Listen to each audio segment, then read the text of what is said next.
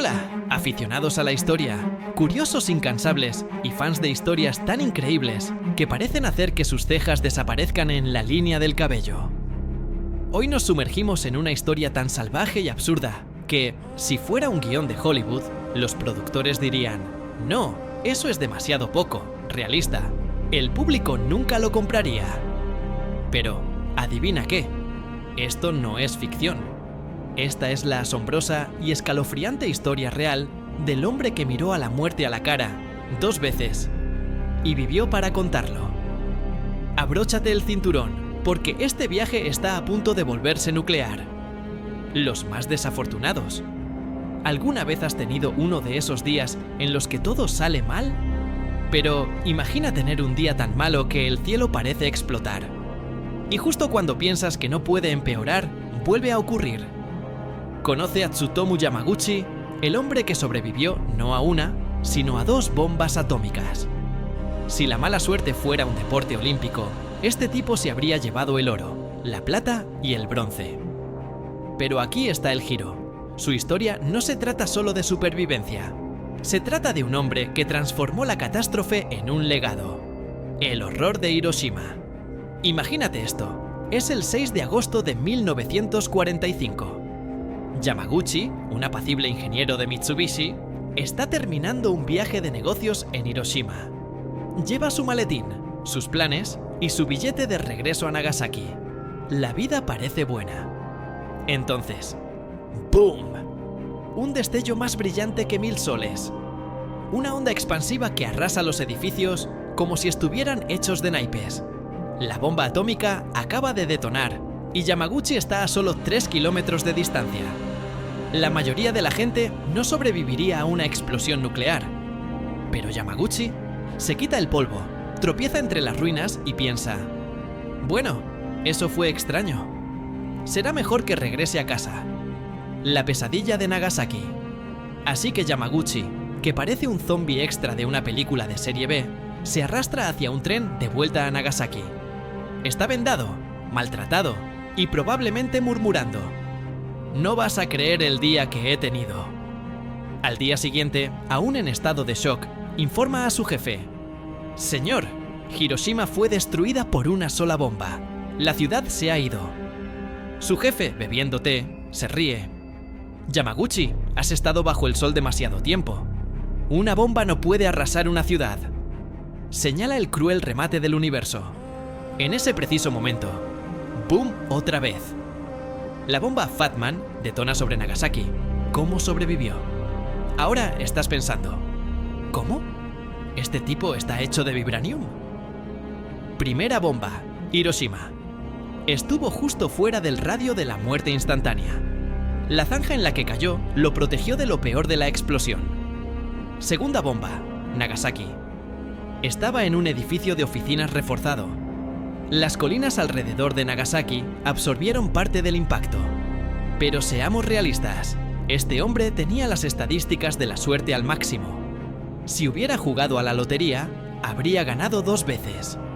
La vida después de las bombas. Después de sobrevivir a 2 apocalipsis nucleares, la mayoría de las personas se mudaría a un búnker. No volvería a salir de casa. Yamaguchi vivió hasta 2010, falleciendo a los 93 años. Sus logros y su biografía no responden a un simple dato histórico. Son una exploración de la resistencia humana frente a lo impensable y, a la vez, una invitación a reflexionar sobre el uso de la memoria para construir un futuro más consciente. En su historia se cruzan la devastación, la responsabilidad y la capacidad de transformar el dolor en acción pública. Hiroshima y Nagasaki marcaron el punto de no retorno de una era. Yamaguchi sobrevivió a ambas explosiones. No fue un milagro aislado, sino la consecuencia de una vida de curiosidad, oficio y propósito. Cuando se pregunta ¿Hiroshima? ¿Nagasaki? La respuesta no es meramente biográfica, sino simbólica.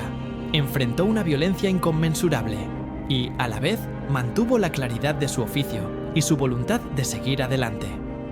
Su experiencia no terminó en silencio. Se convirtió en una figura de referencia para entender la fragilidad humana y la necesidad de prevención frente al armamentismo. Su vida sugiere que, a veces, Lo que parece incompatible con la continuidad, el golpe más extremo, la pérdida total, puede convertirse en motor de reconstrucción y de sentido público. El giro de la historia no está en las cifras de daño, sino en la capacidad de sostenerse y, desde esa posición, aportar algo nuevo al mundo. Las mismas bombas que devastaron ciudades y dejaron cicatrices profundas no lograron doblegar a un ingeniero obstinado que convirtió su trauma en una causa. Yamaguchi se casó, formó una familia y dejó claro que la memoria de las víctimas debe ir acompañada de acciones que reduzcan el sufrimiento humano ahora y en el futuro.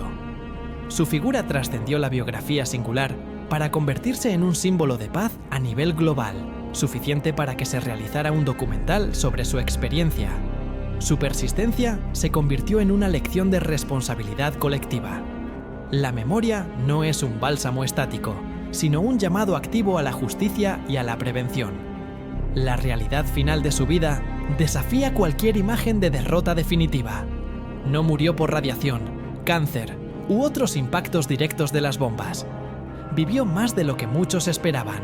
Y, en ese prolongado periodo, asumió un papel público que nadie habría esperado de alguien que ya había vivido lo imposible.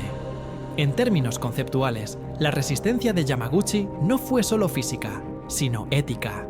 Un compromiso con la verdad histórica y con la dignidad de las víctimas que exige respuestas concretas de la sociedad. En números, podría parecer una paradoja. Bombas atómicas, 0. Yamaguchi, 2. Tiempo, 1. Pero esa formulación ocurrente ilustra de modo contundente que la dimensión de su vida supera las ecuaciones. Su capacidad de sostenerse, de seguir aprendiendo y de influir en otros demuestra que la voluntad humana puede reescribir el significado del daño.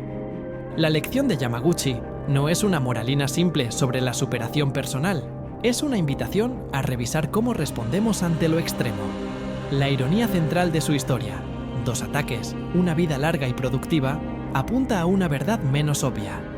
Aquello que aparentemente nos destruye puede, con una dosis de convicción y propósito, convertirse en una fuerza que empuja a la sociedad hacia la reflexión, la reformulación de políticas y la defensa de valores fundamentales como la dignidad humana, la seguridad y la educación para la paz. En ese marco, la historia de Yamaguchi sirve para cualquier persona que considere sus días como fracciones de tiempo susceptibles de ser consumidas por la ansiedad o la desesperanza. Si ante la adversidad uno puede replantear el conflicto como una oportunidad para el cambio, entonces la experiencia más devastadora puede transformarse en una fuente de claridad y dirección. ¿Qué haría Yamaguchi ante una dificultad hoy? Probablemente no se esconda. Probablemente, como hizo siempre, busque comprender la situación, enfrentarla con serenidad y convertirla en una acción responsable que beneficie a otros. La relevancia de su historia hoy no reside en la espectacularidad de su supervivencia, sino en la manera en que canalizó esa experiencia hacia un propósito compartido.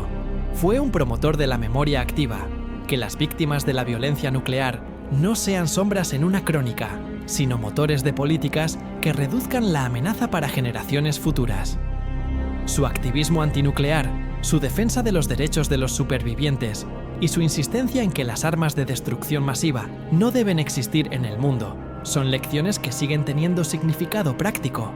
No se trata de romanticismo, se trata de una llamada a la responsabilidad, que el dolor no termine en resignación, sino que impulse reformas, investigación y cooperación internacional.